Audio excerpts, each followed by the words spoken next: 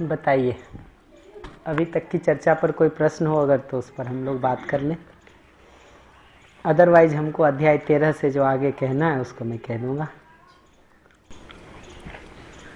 ये जो प्रकटनशीलता वाली बात है, मतलब हमको समझ में आया तो उसका मिनट है। प्रकटनशीलता का सिंपल मतलब तो है कि अस्तित्व में चीजें एक के बाद एक प्रकट होती हैं। देखो प्रकट है ना, अप्रगट दोनों एक ही आशय से प्रयोग होता है, अंतर नहीं है ना। तो अस्तित्व में तो सब कुछ है ही जी, हमें समझ में आया जी। तो अस्तित्व में जो है उसके होने का भी एक क्रम है। जैसे किसी धरती पर अगर आप देख पदार्थ अवस्था, प्राण अवस्था, ऐसा उसका एक क्रम है।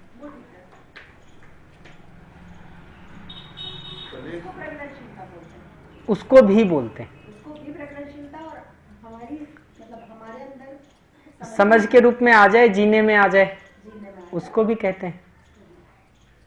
वो भी अस्तित्व की प्रकटनशीलता है। हाँ कि हमारे अंदर क्षमता है जी, इसको समझने की। जी जी जी तो इस तरह से कहते हैं हमारे सामने प्रकट होना। जी जी जी जी, वैसे तो है ही। जी जी जी, ठीक बात है।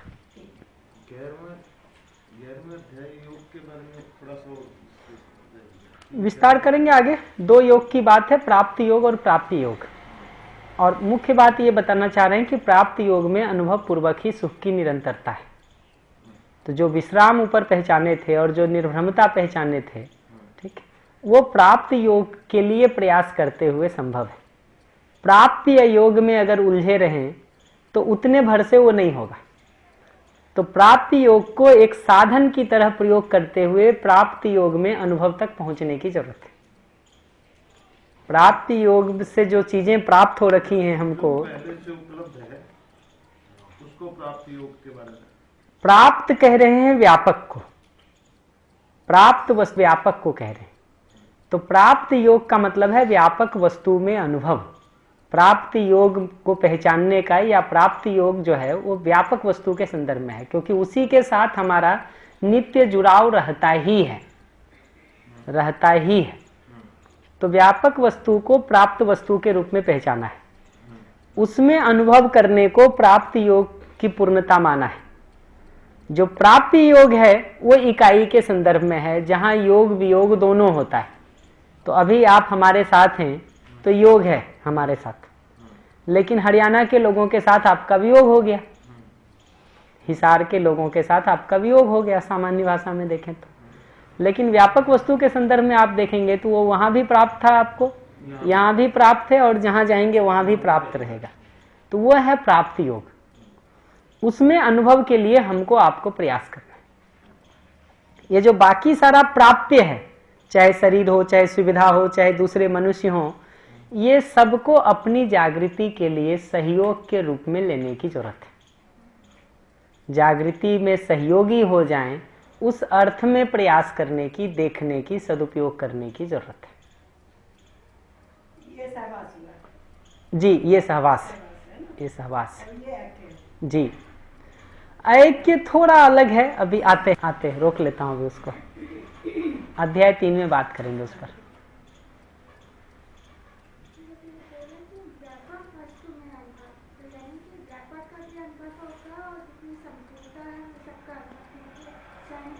जी जी जी जी, बढ़िया, आगे चले। किताब तो पढ़ना ही है अभी, तो बीच में तो आएंगे, किताब के बीच की तो सारी चीजों को अभी हम लोग करेंगे। तो मैं फिर से आपको ध्यान दिला दूं जहां से हम लोगों ने बात शुरू किया था कि अध्याय 1 अस्तित्व के बारे में बताता है कि अस्तित्व का होना सहअस्तित्व पूर्वक है, जो हमारे अनुभव की, अध्ययन की मूल वस्तु है। तो बाबा जी की जगह से देखेंगे तो सहअस्तित्व वो मूल वस्तु है जिसमें वो अनुभूत हुए। अगली बात वो ये कह रहे हैं कि इस सहअस्तित्व में अनुभव के लिए जिन से भी सहयोग मिला उनके प्रति कृतज्ञता। तो प्रत्यक्ष या अप्रत्यक्ष रूप से जहां से भी सहयोग मिला उनके प्रति कृतज्ञता, गौरव, वंदना, ये अध्याय 2 है। अध्याय 3 में अब वापस लौट करके अस्तित्व में जो उन्होंने देखा उसका विवरण देना शुरू कर रहे हैं। तो अस्तित्व जो सत्ता में संपृक्त प्रकृति के रूप में है, उसमें प्रकृति का विवरण मुख्य रूप से देते हैं, संपृक्तता का भी कुछ विवरण है, पर मुख्य विवरण उसमें पूरी प्रकृति की चारों अवस्थाओं का है। और वहां प्रकृति को 4 अवस्था के रूप में बांट करके फैलाएं, जिसमें मनुष्य भी, ज्ञान अवस्था भी एक इकाई है। चौथे अध्याय में इस बात को उठाएं कि ये ज्ञान अवस्था क्या है और इसका प्रयोजन क्या है। तो विश्राम को, सुख की निरंतरता को उसके प्रयोजन के रूप में पहचाना है, प्रयोजन के रूप में पहचाना है। चौथे अध्याय को आप देखेंगे तो मिलेगा कि मानव ने विश्राम की आकांक्षा से ही समस्त प्रयास किया है, इस तरह का वाक्य मिलेगा आपको। तो विश्राम को मानव के प्रयोजन के रूप में पहचाना। निरंतर सुख ये कैसे पूरा होगा? तो वो 5वां अध्याय बताता है कि वस्तुतः निर्भ्रमता ही विश्राम है, जागृति पूर्णता ही विश्राम है। सामान्य भाषा में कहें तो समझदारी से सुख।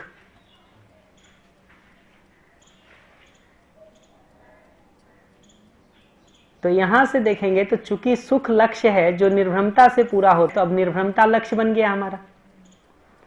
तो निर्भ्रमता रूपी फल को पाने के लिए क्या कर्म करें, ये अगला मुद्दा बनता है कि फल तो ये चाहिए, तय हो गया, मिला हुआ आज है नहीं। विश्राम चाहते हैं, विश्राम की स्थिति में है नहीं। निर्भ्रमता चाहते हैं, निर्भ्रमता की स्थिति में है नहीं। तो कुछ कर्म करना होगा जिससे वो निर्भ्रमता रूपी फल मिल सके, वो कर्म फल है। और कर्म के संदर्भ में ही व्यवहार का प्लेसमेंट। तो वहां से लेकर के 12वें अध्याय तक बार बार इस बात पर ध्यान दिलाए हैं कि ये 2 तरह के रास्ते हैं। एक रास्ता है जिसमें धीरे धीरे कदम दर कदम चलते हुए हम अच्छे की तरफ बढ़ पाते हैं, जिसको श्रेय मार्ग कहते हैं। श्रेय मार्ग कहते हैं। दर्शन में भी ये 2 शब्द प्रयोग हैं, श्रेय और प्रेय। तो ये श्रेय मार्ग है, अच्छे की तरफ चलने वाला, श्रेष्ठता की तरफ चलने वाला मार्ग है। दूसरा है प्रेय मार्ग, प्रिय की तरफ चलने वाला, जिसमें हम दिनों दिन उलझते चले जाते हैं। तो हम बार बार बहुत सामान्य भाषा में कहते हैं कि कोई एक सद्गुण को भी आप अपने में विकास करने का प्रयास करेंगे ना, और ये निर्णय ले लें कि इसको हमको करना ही है, तो धीरे धीरे आपको दिखेगा कि सारे सद्गुणों का आप में विकास होने लगा। तो हम सबको कहते हैं सिर्फ एक ही बात करो कि सत्य बोलना भर शुरू कर दो, ठीक है? आप देखिए आपको बाकी सारे दुर्गुण जोड़ने पड़ जाएंगे एक ही दिन में। सत्य बोलना दर्शन की दृष्टि में जो है और जितना आपको पता है उतने से ही शुरू करिए, ठीक? उससे ज्यादा भी नहीं। आप चोरी कैसे कर पाओगे, ठीक? आप परधन कैसे करोगे? पर नारी पर पुरुष में कैसे जाओगे? पर पीड़ात्मक व्यवहार कैसे कर लोगे? परंपरा में ये रहा ना, चाहे किसी का नुकसान हो रहा, सत्य बोलना है। इतना ज्यादा नहीं है, इतना ज्यादा नहीं है। देखिए कुछ चीजों का अभ्यास करके ही पता चलता है कि असर डालती हैं कि नहीं डालती हैं। तो मैं तो अपने लिए बहुत उसको करके देखे हुए हूँ, इसलिए मैं बता सकता हूँ कम से कम अपने लिए कि एक भी सद्गुण को अगर फर्मनेस के साथ शुरू करते हैं ना, बाध्यता हो जाती है बाकी सबको विकसित करना। आप छोड़ दीजिए किसी पॉइंट पर, एक अलग बात है कि भाई छोड़ो नहीं करेंगे, वो अलग बात है, नहीं तो इतना आसान गेम नहीं है। दुर्गुण के साथ भी ऐसे ही है। आप जिद पर हैं कि एक दुर्गुण को वो करेंगे तो धीरे धीरे बाकी सब कब आपके पास आ जाएंगे वो पता नहीं चलेगा, पता नहीं चलेगा। प्रक्रिया वही है, मतलब दुर्गम के साथ भी एक प्रक्रिया है ना। संस्कार के बनने की एक निश्चित प्रक्रिया है। उसको सही के अर्थ में मुंह घुमा दिए तो उधर पहुंच जाएंगे, गलत के अर्थ में मुंह घुमा दिए तो इधर पहुंच जाएंगे। इतनी बात है। तो अध्याय 7 से लेकर के 12 तक में इसका बार बार विस्तार किए हैं कि ये 2 अलग अलग रास्ते हैं, उनको अलग अलग शब्दावली से अलग अलग तरीके से ध्यान दिलाने का काम किए हैं, जिसका कुल निष्कर्ष यह है कि हमारे में ये लक्ष्य तय हो जाए कि सही की तरफ हमको चलना है, गलत से हमको बचे रहना है।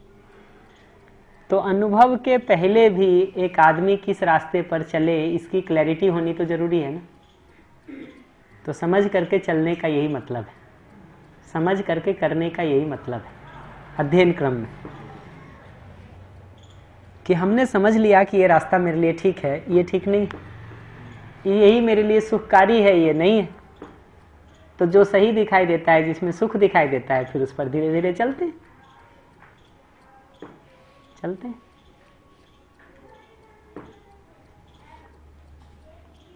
तो 7 से 12 में इस बात को काफ़ी अलग अलग ढंग से बताने का प्रयास किया गया है।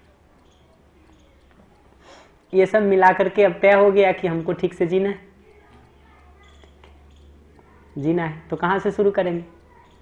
तो दर्शन कहता है बौद्धिक नियम, सामाजिक नियम, प्राकृतिक नियम, यहाँ से जीने से शुरू करो। चूंकि ये व्यवहार के संदर्भ में हम बात कर रहे हैं, इसलिए बौद्धिक नियम और सामाजिक नियम को बहुत विस्तार करेंगे, प्राकृतिक नियम पर थोड़ी बात करेंगे। कंटेक्स्ट है, वो व्यवहार का कंटेक्स्ट है। तो बौद्धिक नियम और सामाजिक नियम पर हम विस्तार से बात करेंगे, प्राकृतिक नियम पर थोड़ा कम बात करेंगे। ऐसा नहीं है कि नहीं करेंगे, है मतलब किताब में किया हुआ है। अब इसमें भी देखेंगे तो बौद्धिक नियम की बात पहले करनी बनती है, क्योंकि वही सामाजिक नियम का आधार है। तो अध्याय 13 जो देखेंगे, मानवीयता अध्याय है, उसमें बौद्धिक नियम का विवरण है। तो असंग्रह, स्नेह, विद्या, सरलता और अभय को काफी विस्तार से उसमें बताया हुआ है। मानवीयता, बौद्धिक नियम, इसके आधार पर जीने से अपने में सुख शांति बढ़नी शुरू हो जाती है। उसी को दूसरी भाषा में कहेंगे तो मानवीय स्वभाव, मानवीय दृष्टि, मानवीय प्रवृत्ति भी हम कह सकते हैं मानवीयता को। व्यवहार दर्शन के 4-5वें अध्याय में देखेंगे तो वो अप्रोच भी है। लेकिन यहाँ जो अध्याय 13 में अप्रोच लिया हुआ है, वो तो बौद्धिक नियम वाला लिया हुआ है कि अध्याय 13 जो मानवीयता है, उसमें बौद्धिक नियम का विस्तार किया हुआ है। लेकिन उसका दूसरा ढंग ये भी है, जो मानवीय स्वभाव, दृष्टि, प्रवृत्ति से भी उसको किया जा सकता है, लेकिन यहाँ नियम पूर्वक जीने के रूप में उसको किए हैं, तो मैं भी वही अप्रोच लेता हूँ। तो अध्याय 13 मानवीयता है, वो बौद्धिक नियम है। और अध्याय 14 जो मानव व्यवहार सहज नियम है, वो मुख्य रूप से सामाजिक नियम और उसका विस्तार है।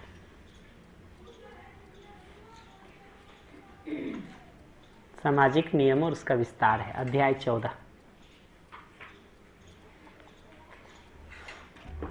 सामाजिक नियम का जैसे ही विस्तार करने जाते हैं, उसको मोटे तौर पर तो हम स्वधन, स्वनारी पुरुष और दयापूर्ण व्यवहार कार्य के रूप में बता देते हैं। लेकिन उसको जब डिटेल करेंगे तो व्यक्तिगत स्तर पर कैसे जिए, पारिवारिक स्तर पर कैसे जिए, सामाजिक स्तर पर कैसे जिए, व्यवस्था के स्तर पर कैसे जिए, उसका धीरे धीरे विस्तार शुरू हो जाता है। तो अध्याय 14 से उसका थोड़ा थोड़ा विस्तार शुरू होगा, 16 तक में वो पूरा विस्तृत होगा। अध्याय 14 से उसका थोड़ा थोड़ा विस्तार शुरू हो जाएगा, 16 तक में जाकर के वो पूरा विस्तृत होगा। इसी कॉन्टेक्स्ट में ये बात समझ में आई। इसी कॉन्टेक्स्ट में ये मुद्दा भी होगा कि जब व्यवहार की बात हम करते हैं तो शरीर का स्वस्थ होना भी महत्वपूर्ण हो जाता है। जब तक आप बौद्धिक नियम की अपने जीवन क्रियाओं में बात कर रहे हैं तब तक तो ठीक है, जीवन प्रधान है। लेकिन जब व्यवहार करने जाएंगे, समाज में, व्यवस्था में, परिवार में जीने जाएंगे, तो वहाँ तो शरीर भी महत्वपूर्ण है। तो शरीर, स्वास्थ्य और उसके संदर्भ में प्राण का महत्व। प्राण क्या है उस पर पीछे हम लोगों ने विस्तार से बात की थी कि अभी देखेंगे तो शरीर और जीवन को जोड़ने वाली कड़ी को प्राण कह रहे हैं। शरीर और जीवन को जोड़ने वाली कड़ी को प्राण कह रहे हैं, जिसको हम अध्याय 14-15 में जरूरत पड़ेगा तो फिर से और विस्तार से देख लेंगे कि ये जो जीवन है और ये जो शरीर है, ये जो दो वास्तविकताएं हैं, इनको जोड़ने वाली कड़ी प्राण है। तो प्राण का व्यवस्थित होना जरूरी है शरीर के व्यवस्थित होने के लिए। तो प्राण के व्यवस्थित होने का बहुत जिक्र मिलेगा, शरीर के व्यवस्थित होने का जिक्र मिलेगा। अध्याय 14 से शुरू होगा, 15 में भी है।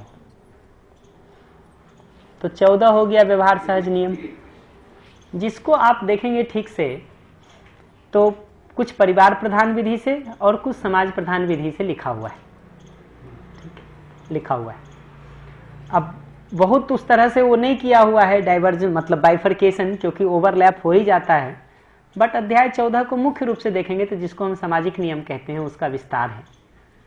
और अध्याय 15 को आप देखेंगे तो पूरे समाज और व्यवस्था के संदर्भ में जीने का स्वरूप क्या हो उसका विस्तार। तो अध्याय 14 नियम है, अध्याय 15 न्याय है।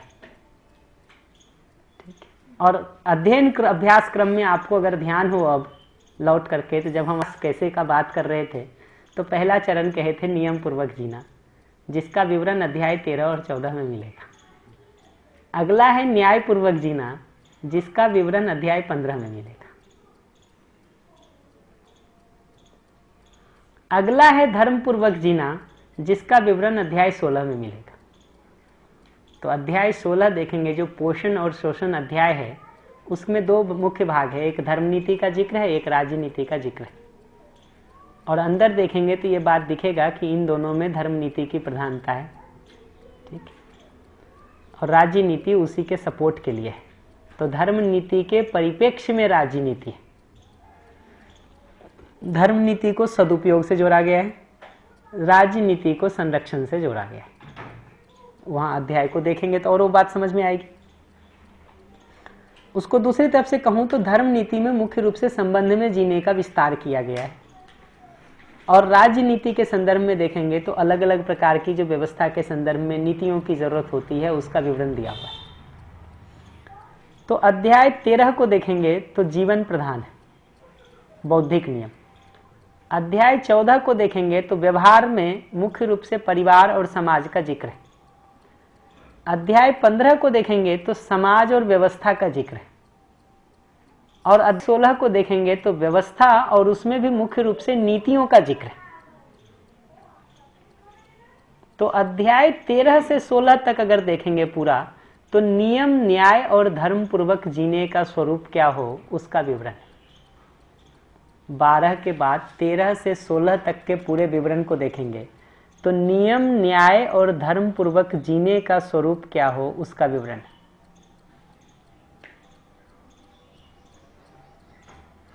तो अनुभवगामी विधि से देखेंगे, अध्ययन क्रम में देखेंगे तो ये क्रम बनता है अपने धीरे धीरे आगे बढ़ने का। इसको अनुभव मूलक विधि से अगर देखेंगे तो नियम, न्याय और धर्म पूर्वक जीना ही अनुभव पूर्वक जीने की पहचान है। आगे सत्य पूर्वक जीना भी होगा। तो नियम, न्याय, धर्म और सत्य पूर्वक जीना ये अनुभव मूलक विधि से जीने का प्रमाण है। अनुभवगामी विधि से चल रहे हैं तो क्रम से नियम, न्याय और धर्म पूर्वक जीने का स्वरूप क्या हो, उसका विवरण अध्याय 13 से 16 में है, जिसको हम धीरे धीरे समझ करके प्रयास पूर्वक जी सकते हैं। धीरे धीरे समझ करके प्रयास पूर्वक जी सकते हैं, वही अध्ययन और अभ्यास है।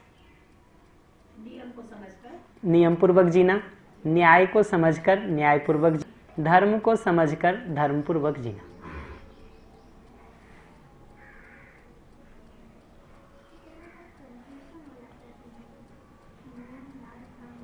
अध्याय में देखेंगे एक एक करके, उसमें मुख्य अंतर जो है वो यही है। ये जो जीना है ना, व्यक्तिगत स्तर पर जीना, पारिवारिक स्तर पर जीना, समाज के स्तर पर जीना, व्यवस्था के स्तर पर जीना, ये जो 4 लेवल है ना मुख्य रूप से, और आगे देखेंगे तो फिर पूरी परंपरा के स्तर पर जीना, इनके कॉम्बिनेशन में ये नियम, न्याय, धर्म, सत्य परिभाषित होता रहता है। तो जैसे जैसे हम नियम से न्याय और धर्म की तरफ बढ़ते हैं, वैसे वैसे हमारे जीने का फैलाव बढ़ता जाता है। तो नियम प्रधान रूप से व्यक्ति को केंद्र में रख के बोलते हैं। न्याय जब कहते हैं तो परिवार आ जाता है, एक्सटेंडेड फैमिली आ जाता है, ज्यादा ठीक से कहूं तो, कम से कम, उससे ज्यादा भी आता है कई बार। धर्म जब कहते हैं तब तो पूरी समाज व्यवस्था और उसकी नीतियां ये सब आ ही जाती हैं। लेकिन एक का दूसरे के साथ ओवरलैप तो है ही, ऐसा नहीं है कि बिल्कुल कटी कटी अलग अलग चीजें हैं।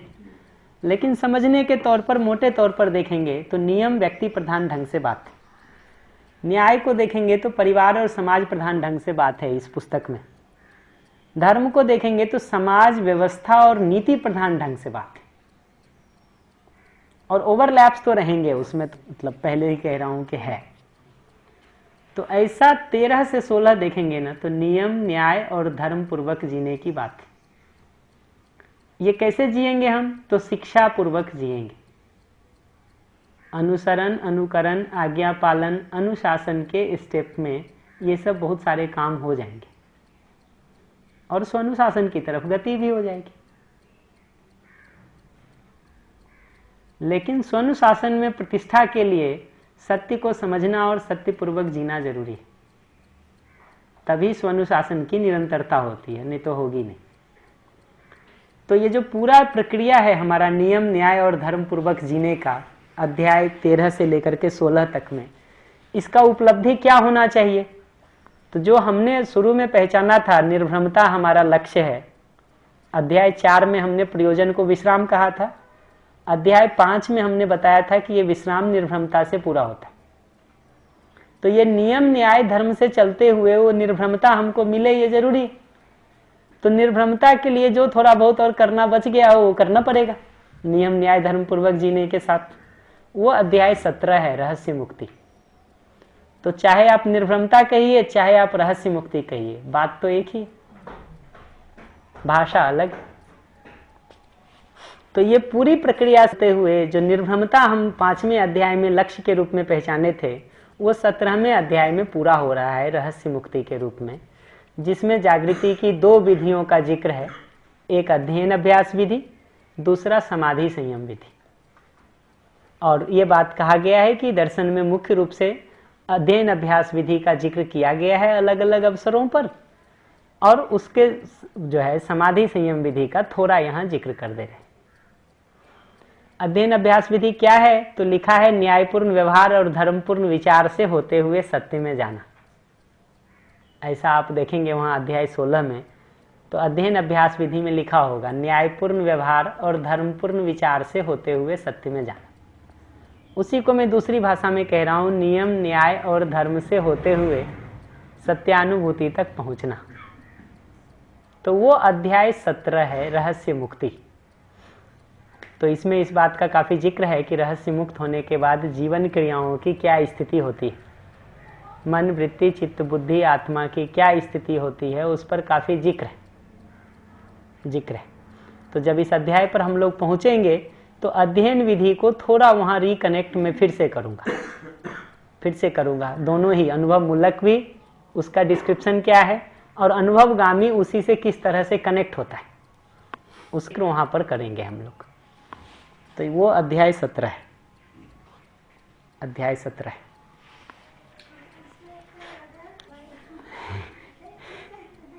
अब देखिए, तो हम सब लोगों के रिफ्लेक्ट करने का ही मुद्दा है। मैं इस पर कोई बहुत ऑथेंटिक ढंग से तो कुछ कहने की स्थिति में हूँ नहीं, तो मुझे जो एक जनरल वो करना है उतना भर मैं कर दे रहा हूँ, बाकी तो सबके साथ रिफ्लेक्शन ही करना होगा, वही उत्तर है।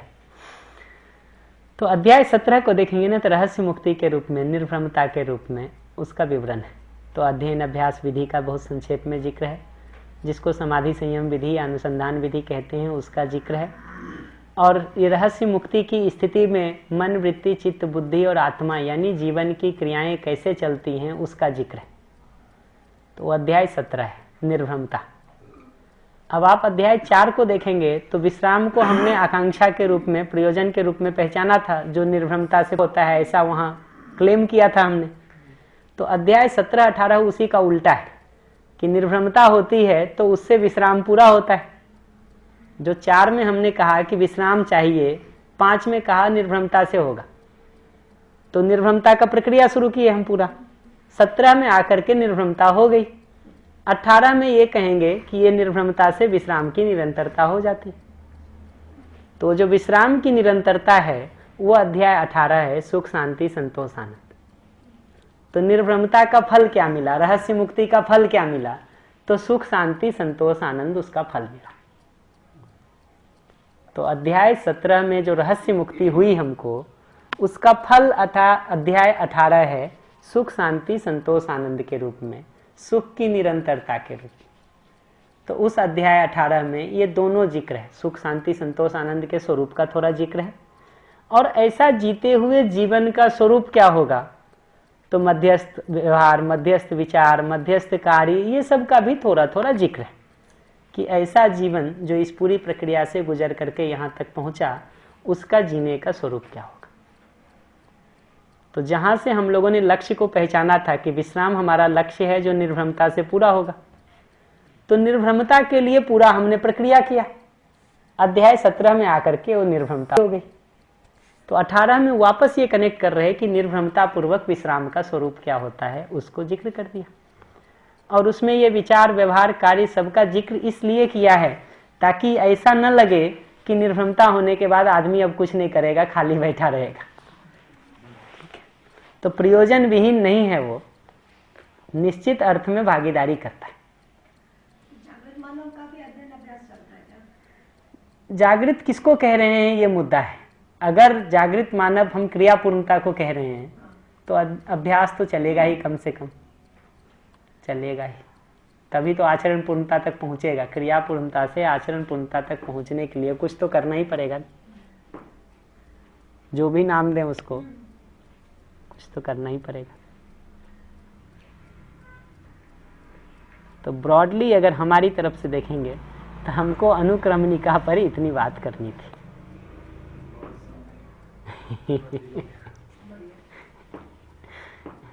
देखिए, एक बार आप अनुक्रमणिका पे अगर कोई प्रश्न नहीं है तो हमारी तरफ से व्यवहार दर्शन तो खत्म हो गया। और क्या, अब इसके बाद तो और क्या, तो इसके बाद तो पढ़ देंगे आगे जो भी पढ़ना होगा। अगर इतने पे प्रश्न नहीं है तो आगे प्रश्न नहीं होगा, इतना पक्का है। हेडलाइन ही तो पढ़ी, डिटेल तो देखना है। वो तो करेंगे ना, अभी तो 10 दिन वही करना है। लेकिन अगर हेडलाइन पे प्रॉब्लम नहीं है तो डिटेल्स में नहीं होगा। एक्साइटमेंट है, जैसे लग रहा है कोई टूल्स मिल रहे हैं। कविताएं सजा रही है ना, लग रहा है बात तो खत्म हो गई। तो पूरे डिस्क्रिप्शन को देखिए, बहुत संक्षेप में हमने कैसे शुरू किया। अस्तित्व, प्रकृति, मानव, मानव का लक्ष्य पहचाना, विश्राम जो निर्भरता से पूरा होगा, उसके लिए कर्म और व्यवहार। फिर पूरी प्रक्रिया से हमने देखा कि कौन सा व्यवहार करना है और कौन सा व्यवहार नहीं करना है। सही जीने का स्वरूप क्या होगा, अन्यथा जीने का स्वरूप क्या होगा, उसको बहुत तरह से देखा। सब देख के तय कर लिया कि ये चलना है, ये नहीं चलना है। तो चलना शुरू किया एक एक कदम। तो बौद्धिक नियम चला, सामाजिक नियम चला, प्राकृतिक नियम चला, फिर न्याय चला, फिर धर्म चला, फिर सत्य के लिए जो कुछ भी करना था वो किया। ठीक है, ये सब करते हुए अपने में ज्ञान की जागृति की, निर्भ्रमता की सुनिश्चितता हो गई। निर्भ्रमता के फल के रूप में सुख, शांति, संतोष, आनंद मिल गया या विश्राम मिल गया। इतना भर सार है पूरे 18 अध्याय को। अब आप देखेंगे लौट के तो इस पर अब जो भी प्रश्न हो वो बताइए, उसको रिस्पॉन्ड कर देते हैं। मानव व्यवहार दर्शन मतलब क्या है? मानव मतलब तो वही मानव है। अब इसको मैं कहूंगा मानव क्या है, तो मानव प्रकृति की एक अविभाज्य इकाई है। ठीक, और ये प्रकृति भी अस्तित्व का एक अविभाज्य हिस्सा है। अगर अब मैं लौट के कहूं कि मानव क्या है, तो मानव प्रकृति की एक अविभाज्य इकाई है और ये प्रकृति अस्तित्व का एक अविभाज्य हिस्सा है। तो कनेक्ट करके कहिएगा तो अस्तित्व का एक अविभाज्य हिस्सा है। लेकिन मैं प्रकृति को बीच में इसलिए रख रहा हूं क्योंकि प्रयोजन ठीक ढंग से वहां पर तय होता है और अध्याय 3 उसके लिए पूरा डिवोटेड है। तो इसलिए मैं प्रकृति को बीच में रख रहा हूं। लेकिन आप सीधा भी कह सकते हैं, दिक्कत नहीं है। ये हो गया मानव। व्यवहार क्या है? व्यवहार वो तरीका है हमारे जीने का जहां हम संबंध और व्यवस्था पूर्वक जीते हुए जागृति की तरफ गति करते हैं। तो अब अगर मुझसे पूछेंगे कि व्यवहार क्या है, तो व्यवहार जीने की शैली है, जीने की एक पद्धति है, जीने का एक तरीका है जहां मानव मानव संबंध में, परिवार, समाज और व्यवस्था में जीते हुए हम जागृति की ओर गति करते हैं। तो ये घर परिवार छोड़ करके की जाने वाली साधना की बात अभी हम नहीं कर रहे। तो इसका ये मतलब मैं नहीं कह रहा हूं कि वो गलत है, वो भी एक रास्ता है। हम अभी जिस रास्ते की बात कर रहे हैं वो ये है कि परिवार, समाज और व्यवस्था में जीते हुए, भागीदारी करते हुए जागृति तक कैसे पहुंचे। जो लोग ये सोच रहे हैं कि परिवार, समाज और व्यवस्था में जीते हुए जागृति तक पहुंचना है, उनके लिए व्यवहार बहुत महत्वपूर्ण हो जाता है। जो छोड़ करके जंगल जा रहे हो उनके लिए शायद उतना महत्वपूर्ण नहीं हो। लेकिन जो इस पूरी प्रक्रिया से गुजर करके जाना चाहता है उसके लिए तो व्यवहार बहुत महत्वपूर्ण हो जाता है। नहीं तो हम हर बार कहते हैं कि अदरवाइज क्या होता है कि हम सुबह किसी बात को लेकर के एक दूसरे का मन खराब करते हैं, जब तक मन ठीक नहीं होता है तब तक फिर दूसरा कुछ हो जाता है। दूसरे का मन खराब हो गया तब तक। वही कह रहा हूँ, अब इसमें क्या अध्ययन और क्या अभ्यास करेंगे। हम तो आवेशित गति में रहते हुए किसी तरह सामान्य होने की कोशिश में ही जिंदगी गुजर जाती है। अध्ययन अभ्यास तो तब हो ना जब मन थोड़ा ठीक हो। मन खराब हो तो उसमें क्या अध्ययन अभ्यास कर लेंगे। क्रिया, प्रक्रिया और वाद, एक इंडिविजुअल में होगा ना। क्रिया, प्रक्रिया और जी जी क्रिया प्रक्रिया और वाद इंडिविजुअल लेवल पर होगा। जी, हो सकता है, अंदर होगा। हो सकता है। तो ये व्यवहार में कैसे आते हैं क्रिया प्रक्रिया भाव में प्रक्रिया क्रिया प्रक्रिया और वाद व्यवहार 4 प्रकार से आदमी करता है। जी वही लाइन के उठ करती है। हाँ, उसको अभी थोड़ा रोक लेता हूँ। अभी व्यवहार दर्शन में जो जो बातें व्यवहार के संदर्भ में लिखी हैं उसको पहले कर लेता हूँ, फिर उसके बाद उस पर आता हूँ, उसको थोड़ा सा रोक लेता हूँ, क्योंकि ऐसे ही व्यवहार दर्शन का ही कंटेंट बहुत है। थोड़ा पहले इसको सेट कर दूं, फिर उस पर आता हूँ। व्यवस्थापूर्वक जीते हुए जागृति। हाँ, आता हूँ। व्यवस्थापूर्वक जीते हुए जागृति। जागृति के लिए गति। आता हूँ। आपका बात मुझे ध्यान है, पूरा करूंगा उसको। उसी को दूसरी तरफ से कहूंगा तो परिवार, समाज और व्यवस्था में जीते हुए जागृति की ओर गति करना। ठीक है, ऐसा जो जीने का शैली है, जो जीने का तरीका है, वो व्यवहार। ठीक है, तो मानव व्यवहार हो गया। व्यवहार कौन करेगा? तो मानव ही करेगा, और कौन करेगा? ठीक। मानव व्यवहार के संदर्भ में तात्विक बातें क्या हैं, मूलभूत बातें क्या हैं? ठीक है, और जब मैं तात्विक और मूलभूत बात कहता हूं तो उसका मतलब है ऐसे सिद्धांत जो देश काल परिस्थिति के साथ सामान्य रूप से नहीं बदलते। तो आप इस दर्शन की पुस्तक में देखेंगे ना, तो ज्यादातर समय उन मुद्दों पर ध्यान दिलाया गया है जो देश काल परिस्थिति के साथ नहीं बदलते। वाद और शास्त्र में बहुत सारे ऐसे मुद्दे भी मिलेंगे जो देश काल परिस्थिति के साथ बदल जाते हैं। लेकिन इस पुस्तक में आप देखेंगे तो ज्यादातर जो बातें लिखी गई हैं उनका आप बारीकी से देखिएगा, लिखने का शैली क्या है, स्वधन की परिभाषा कैसे दी गई है, स्वनारी पुरुष की कैसे दी गई है, दयापूर्ण व्यवहारकारी की कैसे दी गई है, ये सब की बारीकियां आपको फिर दिखेगी कि वो तात्विक स्तर पर लिखा हुआ है, जो देश काल परिस्थिति से मुक्त परिभाषा, कम से कम प्रयास है उसका। कहीं माइनर कुछ हो तो हो, बट वो है। तो अनुभव के आयाम की जगह से जब हम देखते हैं ना, तो मानव व्यवहार का स्वरूप क्या दिखता है, उसका विवरण देने का प्रयास है।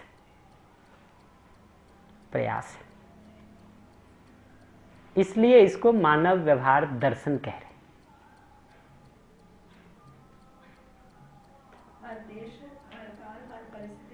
लागू होने वाले, हाँ, एक जैसा बने रहने वाले, इन सब जगहों पर एक जैसा लागू होने वाले सिद्धांतों की ओर ध्यान दिलाने की कोशिश की।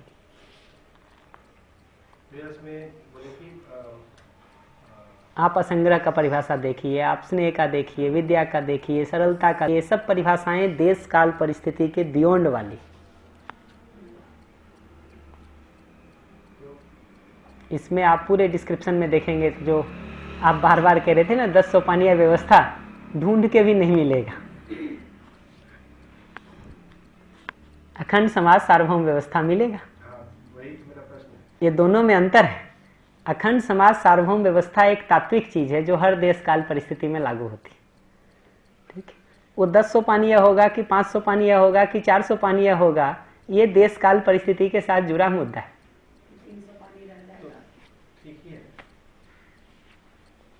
जागृति पश्चात निरंतर जीते हुए अखंड समाज सार्वभौम व्यवस्था को भी देखना मानव दर्शन ही। वही तो ठीक से देखेंगे तो जब आप संबंध और व्यवस्था पूर्वक जीते हुए जागृति तक पहुंचते हैं ना, तो वो काम जो आप कह रहे हैं जागृति के बाद होने वाला है, वो उसका मेजर भाग पहले ही हो जाता है, बल्कि करीब करीब पूरा ही पहले हो जाता है। करीब करीब पूरा, कोट एंड कोट, पूरा नहीं कहूंगा मैं अभी थोड़ा, लेकिन करीब करीब पूरा हो जाता है वो पहले ही।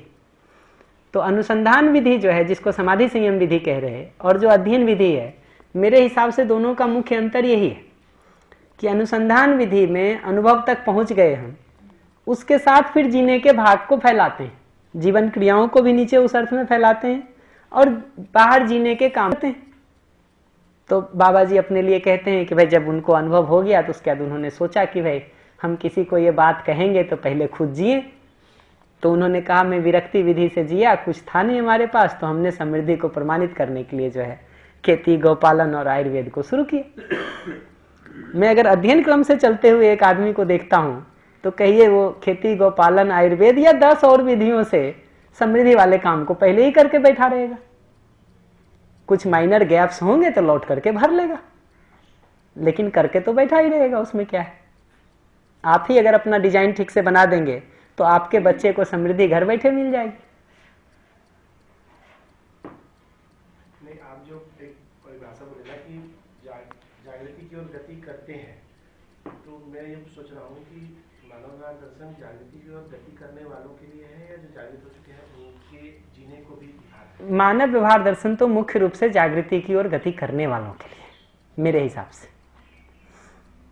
से उसके लिए है। लेकिन जब लौट करके आप अध्याय 18 में मध्यस्थ व्यवहार और इन चीजों की बात करते हैं तो बहुत थोड़ा विवरण है उसका, बहुत थोड़ा विवरण है उसका। इसलिए बिल्कुल लास्ट में आप देखेंगे तो 122 आचरण की लिस्ट बनी हुई है, नहीं है ऐसा नहीं है, तो ये नहीं कहूंगा मैं कि वो नहीं है।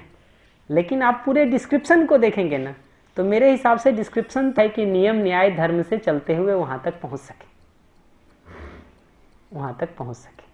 लेकिन आप उसको दूसरी तरफ से भी देखना चाहें तो भी कोई दिक्कत नहीं है कि भाई अनुभव मूलक विधि से भी आदमी जिएगा, और अगर समाधि संयम विधि से चला गया है तो नियम तो कुछ कर ही लिया होगा, न्याय धर्म सत्य को एक एक करके करेगा। तो चाहे इधर से चलिए चाहे उधर से चलिए, चलना तो होगा ही। तो मैं उसका सबसे सेफ रास्ता कहूंगा कि अध्ययन क्रम में जितना हो जाता है उतना करते हुए अनुभव तक पहुंच लें, लौट करके जो थोड़ा मोड़ा बच जाएगा उसको पूरा कर लीजिएगा। ये तो क्लियर ही है कि ये जो विधि है ये तो परिवार और समाज में रहते हुए ही की जाने वाली साधना है, अगर इसको साधना कहें तो उसमें तो नियम पूर्वक जीना, न्याय पूर्वक जीना, धर्म पूर्वक जीना, ये तो आएगा ही।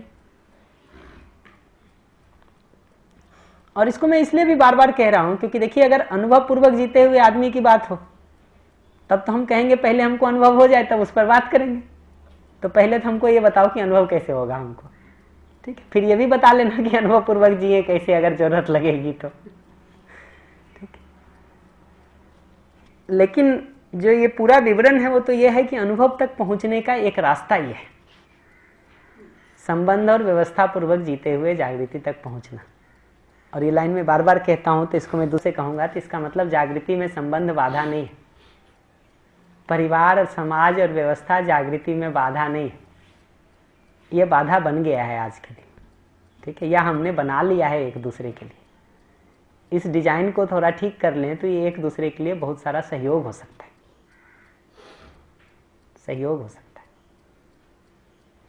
सिंपल सी बात है जो मैंने कहा ना, भाई घर में रहते हुए एक दूसरे के लिए समस्या पैदा करते रहिए तो बहुत बाधा है, एक दूसरे का अगर सहयोग करिए तो बहुत आगे बढ़ने की बात हो सकती है। तो सिवाय मनोविज्ञान के सारी किताबें अनुभव के लिए, मतलब देखिए मैं उसकी जगह तो ये कहूंगा कि मनोविज्ञान में भी दोनों चीजें हैं, अनुभव मूलक विवरण भी है, अनुभवगामी विवरण भी है, उसमें है ही। तो आप सभी किताबों में देखिएगा ना तो ये अनुभव मूलक जिक्र भी है, अनुभवगामी जिक्र भी है, दोनों जिक्र है। तो जैसे व्यवहार दर्शन में आप अध्याय 1, 2, 3, 4, 5 ये सब को आप देखिएगा तो अनुभव पूर्वक जो उन्होंने देखा है अस्तित्व को, प्रकृति को, मानव को, मानवीय आचरण को, मानव प्रयोजन को, निर्भ्रमता को, वो जिक्र तो वही है, वो जिक्र तो वही है। हम क्या करते हैं तो हम अध्ययन विधि में अनुभव के पहले ही उन विवरणों को पढ़ करके, सुन के, उस पर ध्यान दे करके, मनन करके अस्तित्व का एक पिक्चर अपने में बना लेते हैं। तो बाबा जी को जो अनुभव पूर्वक प्रकृति दर्शन हुआ, हम आप श्रवण मनन पूर्वक प्रकृति दर्शन का एक चित्र बना लेते हैं, अपने में बना लेते हैं, बनता है वो, ऐसा लगता तो है कि बनता है वो, तभी तो ये सब डिटेल पढ़ रहे, नहीं तो क्यों पढ़ते।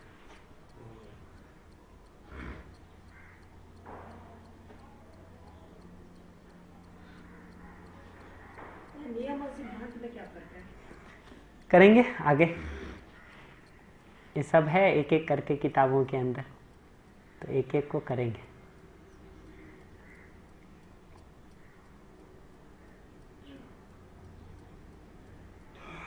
मतलब ये आगे की बात है हमारे लिए लिखी। और क्या, हमारे लिए ही लिखे अदरवाइज कोई लिखने का शौक नहीं था उनको लिखने का प्रयोजन तो यही है कि हमको आपको समझ में आ जाए। उनकी जरूरत, वही कह रहा हूँ, उनकी जरूरत थोड़ी थी, हमारी जरूरत है। तो उनके लिए तो आप्त कामना है, अनुभव दर्शन में पढ़ेंगे अभी, आप्त कामना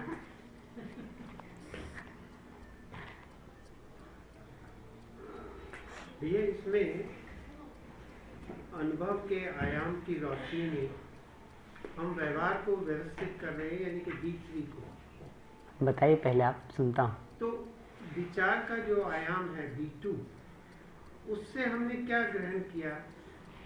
ठीक कह रहे हैं, व्यवहार तक पहुंचने के लिए। जी।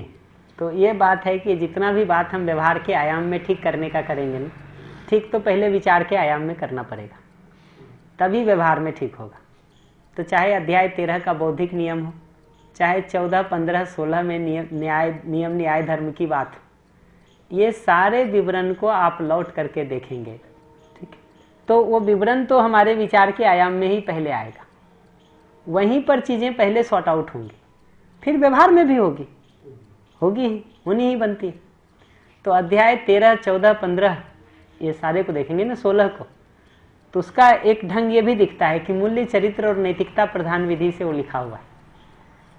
शुरू में मूल्य पूर्वक जीने का विवरण है, फिर चरित्र पूर्वक जीने का विवरण है, फिर नैतिकता पूर्वक जीने का विवरण है। उसी को दूसरी तरफ से कहूँ तो एक एक करके नियम से शुरू करके न्याय धर्म सत्य तक, यानी परिवार, समाज, व्यवस्था, परंपरा तक जीने का स्वरूप क्या हो उसका विवरण है।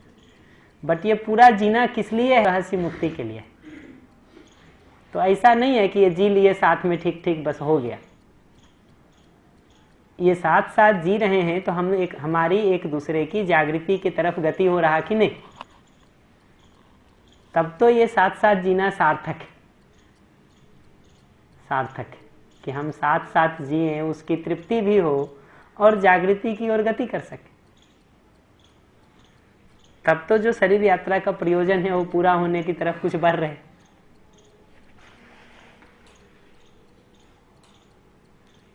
तो साथ साथ जी रहे हैं, लड़ाई झगड़ा नहीं हो रहा है, इतना भर पर्याप्त नहीं है।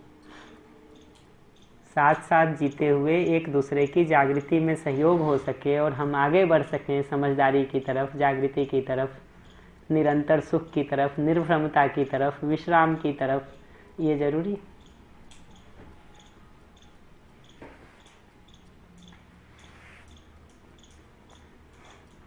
तो मैं फिर से समेट करके बता दूं, अस्तित्व में प्रकृति, प्रकृति में मानव, मानव का प्रयोजन विश्राम जो निर्भ्रमता से पूरा होता है, उसके लिए कर्म और व्यवहार, फिर दो प्रकार के रास्ते, एक श्रेय और एक प्रेय।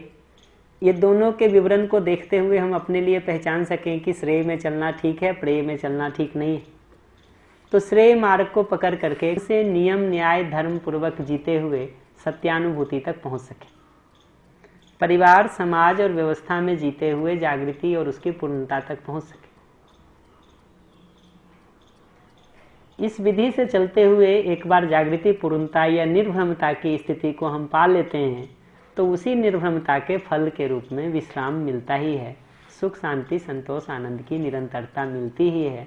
और ऐसा जीवन कोई निष्क्रिय जीवन नहीं है, ऐसा जीवन एक एक्टिव जीवन है जो अखंड समाज सार्वभौम व्यवस्था के अर्थ में सतत भागीदारी करता है, दूसरों की जागृति के अर्थ में सतत सहयोगी होता है, सहयोगी होता है।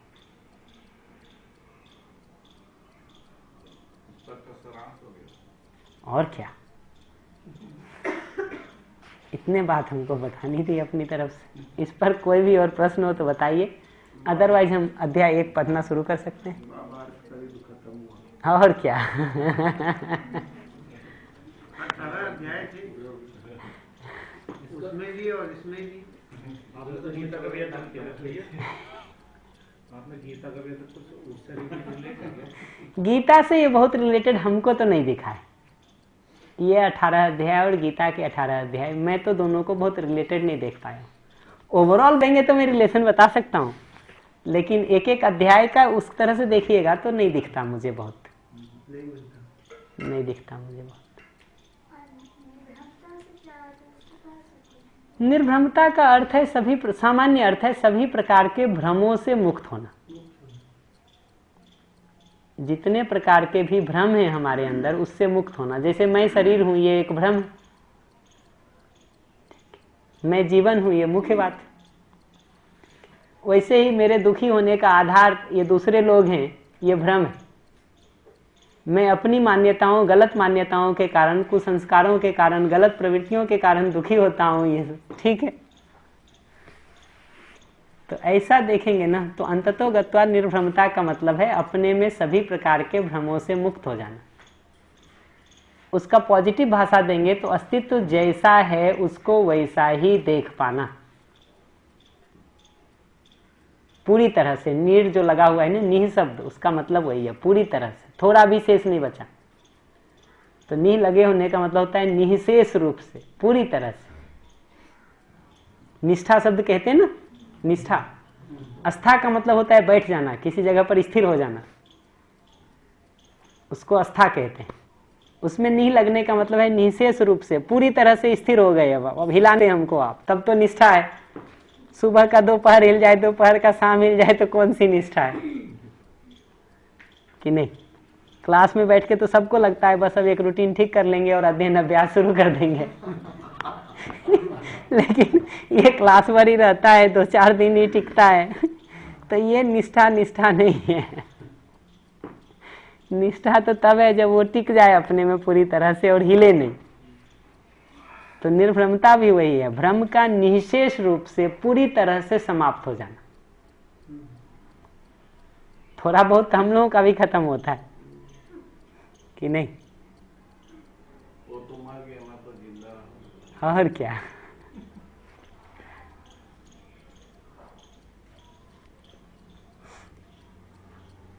सोचने से समझने तक का भी बहुत लंबा है ना, वहीं तो अपने को लगाने की जरूरत पड़ती है। निष्ठा वहीं काम आती है, निष्ठा वहीं काम आती है। तो धीरे धीरे उसका निष्ठा बन जाए, वो अपने आप में एक बड़ा काम है। और वो हर बार बनेगा उसी से जो मैंने बताया, सही क्या है वो दिख सके। तो ये सही है दिखने से निष्ठा बनती है, ये सार्थक है, मेरे लिए महत्वपूर्ण है, ये दिखने से निष्ठा बनती है। ऐसा जीने से ही मेरा सुख होगा, ये दिखने से निष्ठा बनती है। ऐसा जीना ही समाज व्यवस्था परंपरा ये सब के लिए सहयोगी है, ये दिखने से निष्ठा बनती है।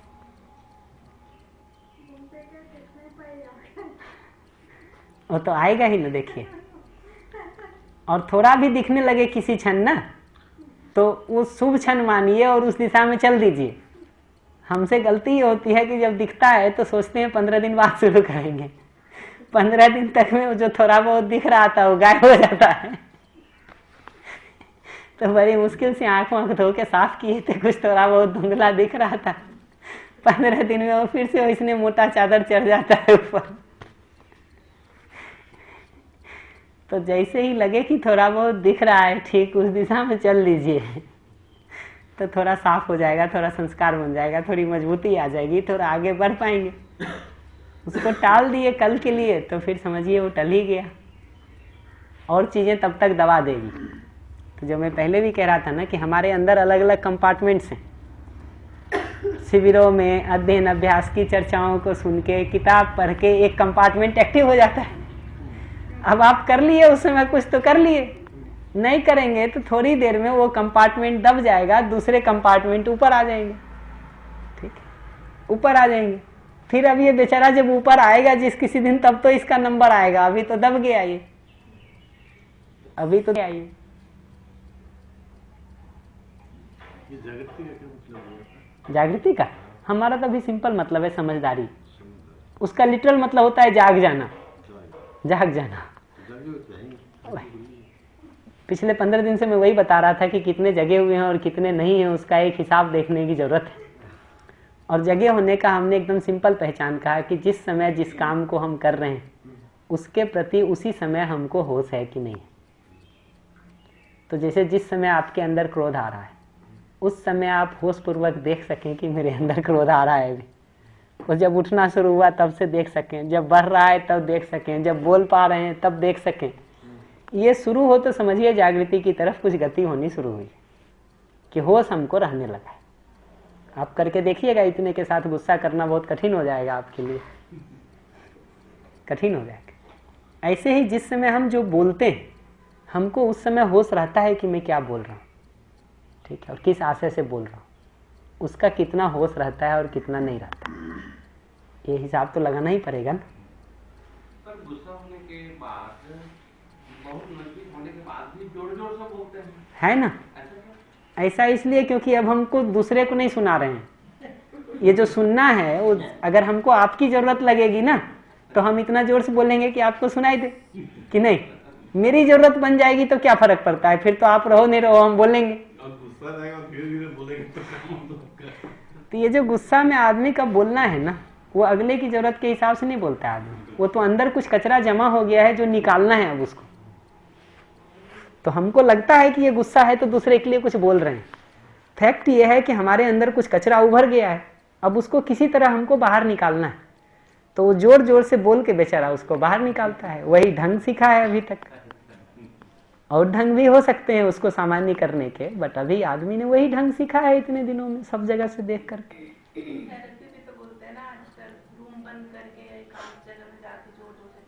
है ना? ऑफिस में ना आजकल कई ऑफिस में ये सिद्धांत है कि आप बॉस डांटता रहता है, आप बेचारे को कुछ बोल नहीं पाते हो, तो कहते जब घर से निकलने लगो ना तो दरवाजे पे एक बॉस का फोटो लगा के रखो और उसको 4 जूता मार के ऑफिस आओ, ठीक है? तो गुस्सा नहीं आएगा तुमको कि बदला चुका लिया सब तुम वहां। तो तेरा भी तो बहुत सारी है ही, मैं सहमत हूँ उससे।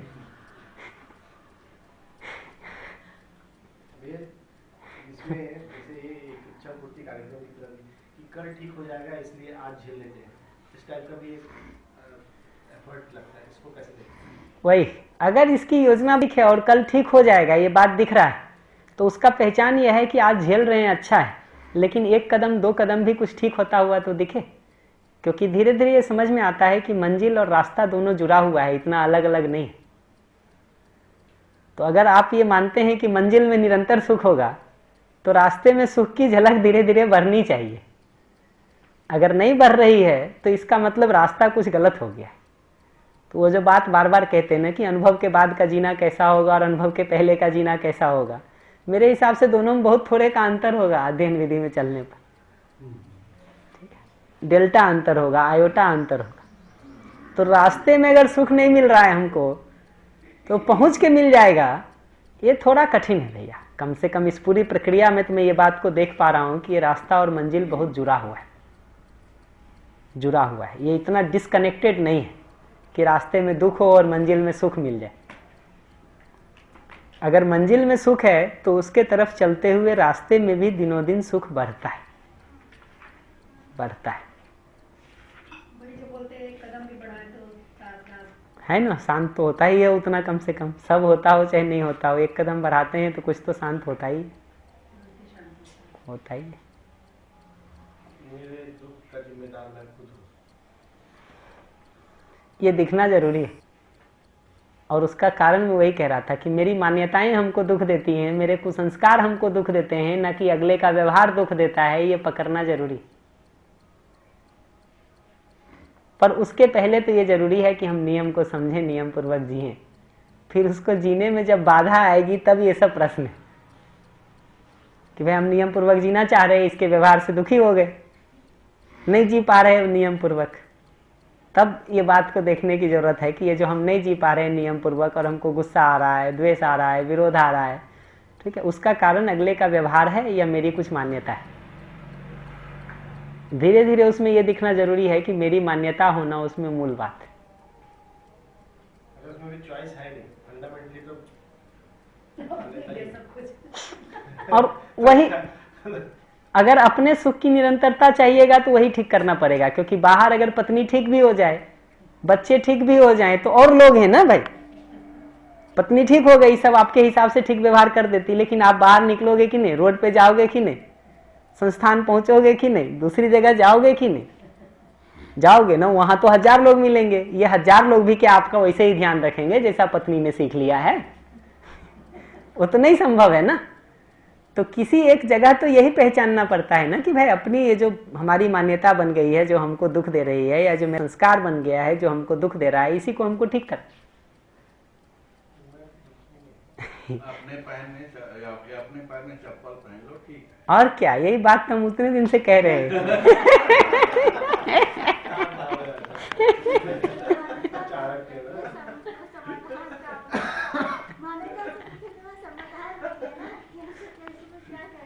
है ना। देखिए, तो देखिए ये समाधान के लिए तो दूसरा कुछ बता ही सकता है। धीरे धीरे वो उत्तर अपने में स्वीकृत होना महत्वपूर्ण है। इसलिए मैं एक बात बार बार कहता रहता हूं कि ये उत्तर जो होता है ना, दूसरे से नहीं मिलता है। उत्तर तो अल्टीमेटली आपको अपने में दिखता है तब मिलता है। वही बात हम 10 साल पहले भी बोल रहे हो, 5 साल पहले भी बोल रहे हो, हमसे पहले भी बहुत लोग बोल गए हों, उससे आपका प्रश्न नहीं खत्म हो जाता।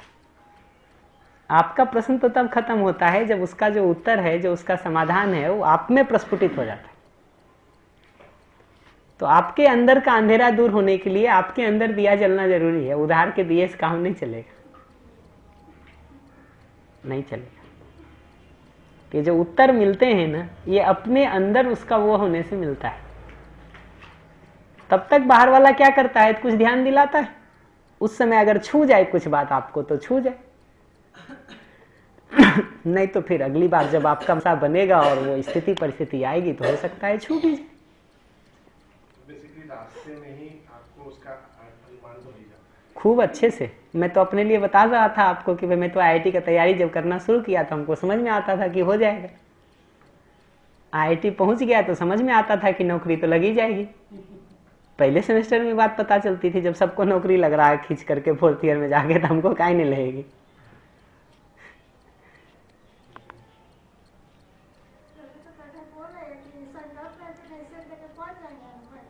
है ना। तो अगर लोग धीरे धीरे पहुंचने लगे और हमको दिखे कि आप भी वही गलती कर रहे हैं जो अभी किए थे पहले, जो हम अभी कर रहे हैं, और उतना ही ठीक है जितना हम थे, तो आपको अनुभव हो गया तो हमको भी हो जाएगा ही, भरोसा तो बनेगा ही, काहे नहीं बनेगा।